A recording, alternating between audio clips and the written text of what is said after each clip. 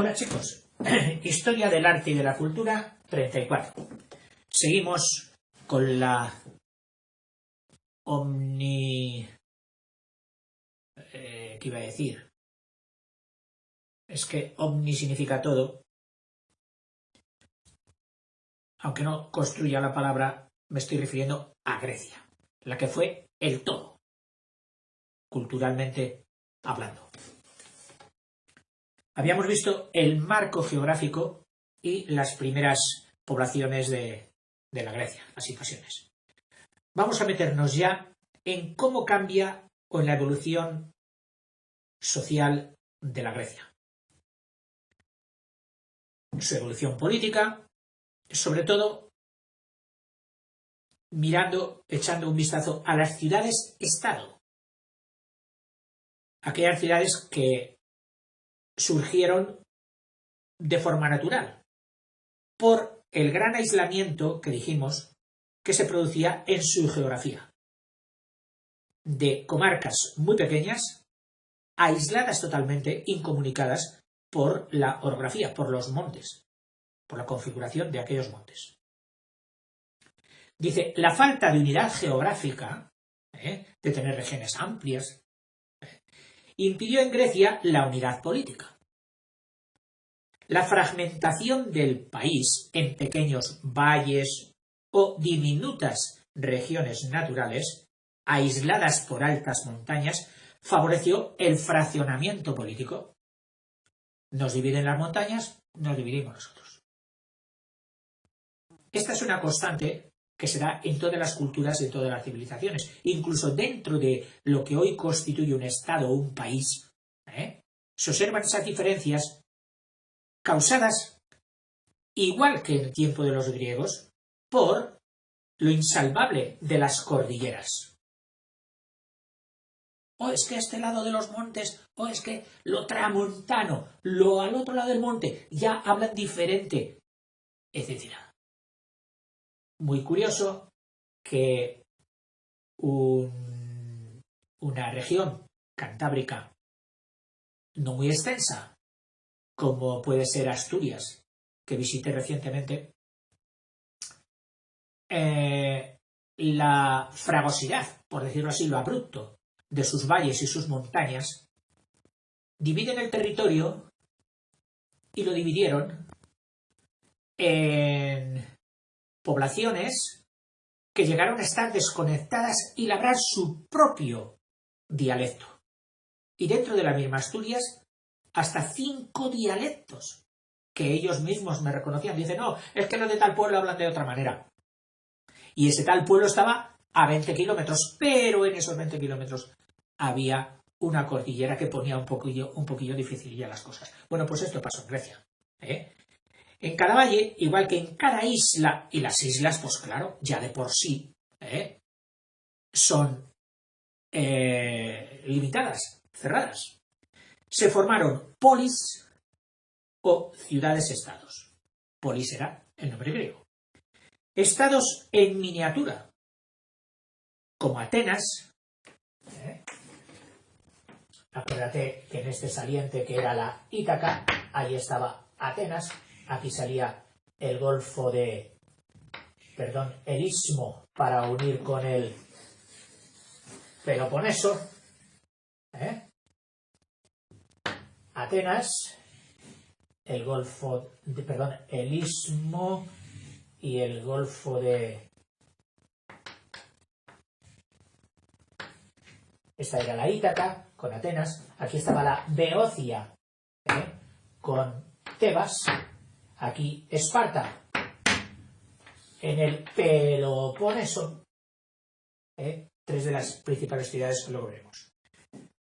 Dice, estados en miniatura como Atenas, Esparta, Tebas, que está aquí, en la región, los tebanos, y Corinto, que está aquí en el mismo istmo, abriendo el golfo que sale ahí al mar Tirreno. Que comprendían la ciudad capital, es decir, estas polis o ciudades-estado, fenómeno que luego se dio en la Italia renacentista y medieval. O sea que no es tan descabellado, pero bueno, ya tendremos tiempo de llegar a ello. Comprendían la ciudad capital y unas cuantas aldeas esparcidas por el campo. Eso era el mini-estado, la polis griega, el núcleo capital y unas cuantas aldeas esparcidas alrededor. Las ciudades griegas eran independientes políticamente unas de otras. Solo para asuntos de interés común, asuntos mayores de interés común, defensa militar, fines religiosos, etc., se unían formando confederaciones, uniones, de ciudades llamadas ligas y anfictionías. O sea, las polis independientes se unían, el símbolo de la unión, en ligas y anfictionías. La liga tenía un sentido más tribal, de parentesco. Si, hombre, sí, su familia es de allí, igual que la mía, tal. Había una unión genética, iba a decir, o filogenética, amigo de lo genético. Mientras que la anfictionía ya tenía un sentido más de creencia. Esto de sangre y esto de creencia. Religioso, manera de pensar, que eran las anfictionías. Dos tipos de uniones entre las ciudades. Durante los siglos VII y VI, fíjate que siempre vamos pues contra el número, porque nos vamos acercando al siglo y al año cero, vamos al revés, los estados griegos desarrollan sus instituciones y evolucionan políticamente. Es decir, en el VII y en el VI. En el VII y VI, antes de Cristo, evolucionan su forma política. Primero se regieron por monarquías. La predominancia de una persona, el rey, el que se ha impuesto a los demás. Unidad de acción para una mayor eficacia. El rey. Las monarquías. Después, la nobleza de la sangre, es decir, los que ya habían estado mucho tiempo rodeando al rey, los nobles. Sus hijos, soy hijo de noble. La nobleza de la sangre, la procedencia. Y del dinero, es decir, de los que se habían enriquecido, ambas cosas, la nobleza de la sangre y del dinero, ambicionaron el poder. ¿Y qué hicieron? Quitar al rey y ponerse ellos, y derribó a los reyes. Es decir, aquí, entre los nobles y ricos, instauran lo que es llamado una oligarquía. Que arquía es mandato y oligo es de pocos. Es decir, ¿quiénes mandan ellos? Mandaban unos pocos. Los nobles, los ricos. Y lo hicieron en forma de república. Monarquía versus república.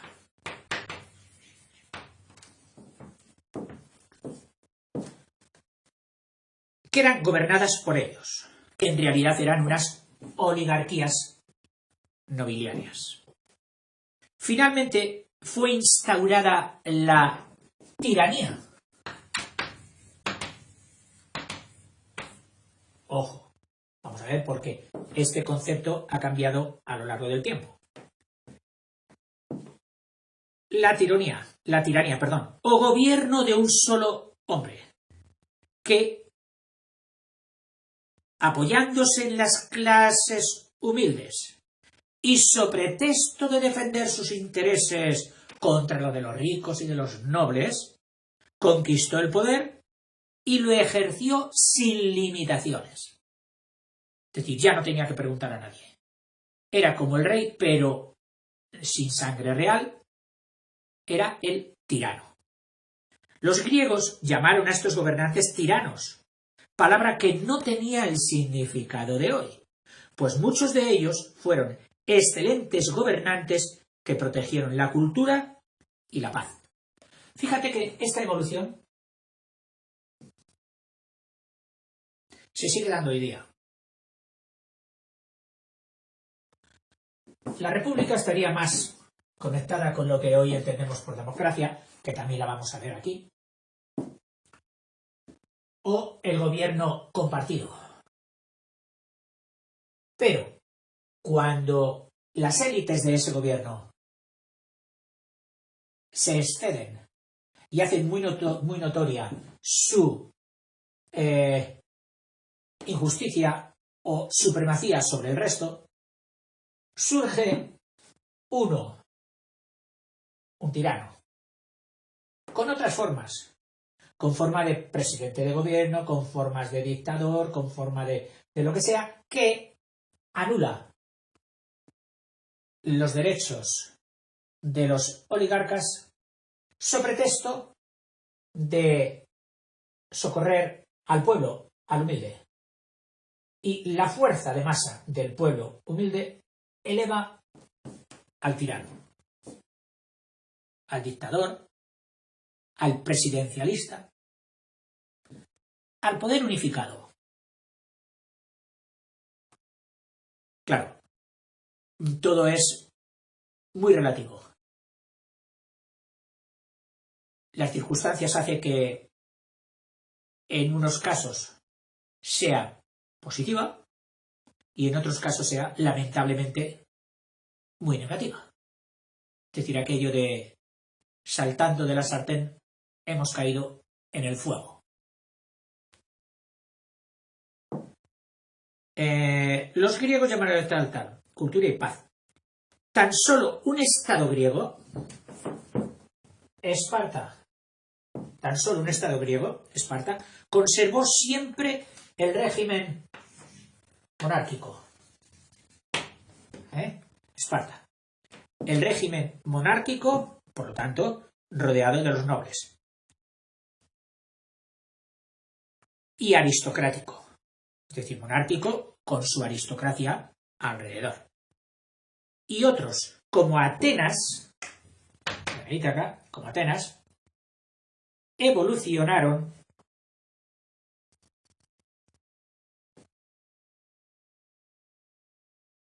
al final, principios del siglo V a.C., principios del siglo V, Atenas evoluciona hacia un sistema de gobierno que, por intervenir el pueblo mediante votación en los asuntos públicos, intervenir el pueblo, el demos, por votación en los asuntos públicos, se denominó democracia o gobierno del pueblo. Pero ojo, distaba mucho de la democracia tal como hoy la tenemos entendida. Las mujeres no votaban y tampoco todos tenían derecho a voto. Era una parte muy limitada, reducida de la sociedad entera.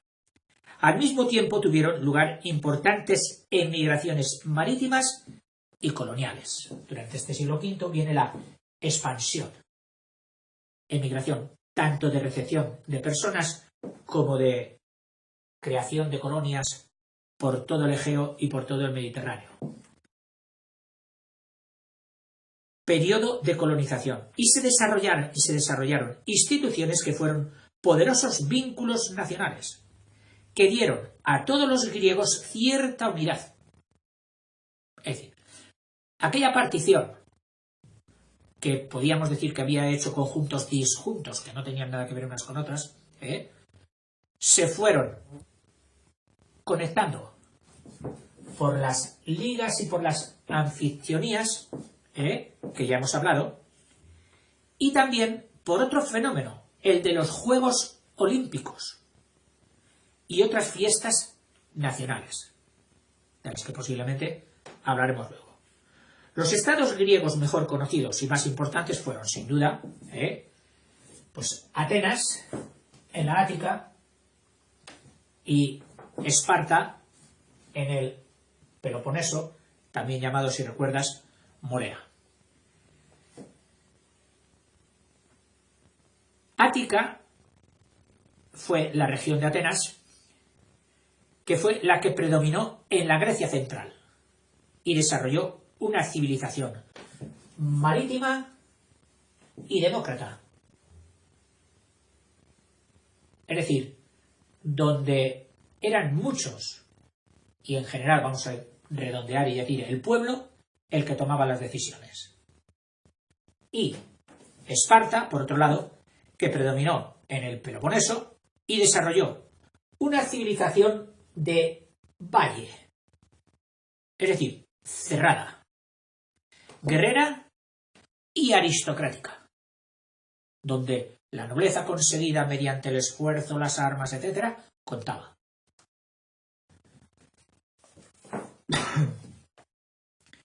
Viene otro capítulo, la religión, que va a ser bastante extenso. Por eso que casi ya preferiría dejar esto aquí y continuar en otro. Venga, hasta luego.